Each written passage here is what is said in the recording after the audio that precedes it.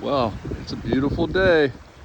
The temperature dropped a little bit. We had some storms come through, big thunderstorms, and the wind has shifted to the northeast, and it's breezy and much cooler than it has been for the last couple of weeks. Still warm out. It's still Saturday.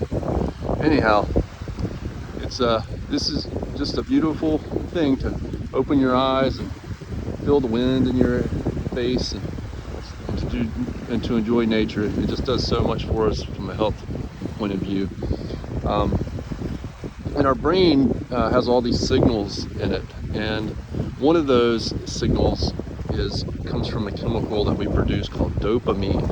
And dopamine is in our brain for different reasons, but one of its key functions was to kind of reward us when we were our ancestors, if you want to think in today, but our ancestors, when they were pursuing something of value, say like gathering food, and your brain knew that, hey, we got food to eat, and that's to reward ourselves, to feel good about that. So the dopamine is kind of a molecule that makes you feel good about doing certain things, and they should be things naturally that are productive, like learning how to play a new song, or learning how to play the piano, or getting into the habit of practicing the piano or playing the piano. I'm not just using it, art, school, work, anything that's important to you. That's where dopamine should be valuable and important. The unfortunate thing about dopamine is that many of the modern habits and many of the modern products, like everything from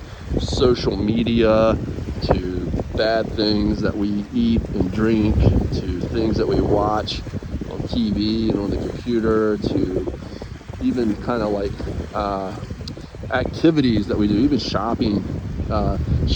So shopping can be something that's kind of tricky, because there's certain types of shopping we really need to do, and we should be rewarded for doing a good job, say grocery shopping and finding healthy foods at good prices and all that kind of stuff. But then we have shopping where we just kind of go out and feel like we're getting rewarded for buying things that we really don't need, and that's kind of a trick. So marketing people know how to trigger dopamine and ways that aren't really good for us, and so we have to train our brain to understand the differences between those. And these complicated subjects, I can only really just tell you about them and scratch the surface, and then I have to rely, and mom and papa, they have to rely on their children to be able to then learn more about these things.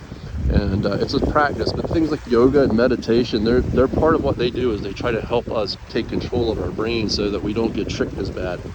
Anyhow, very important stuff, but just a little nugget of information that you can have for when you need to learn more about it. I love you.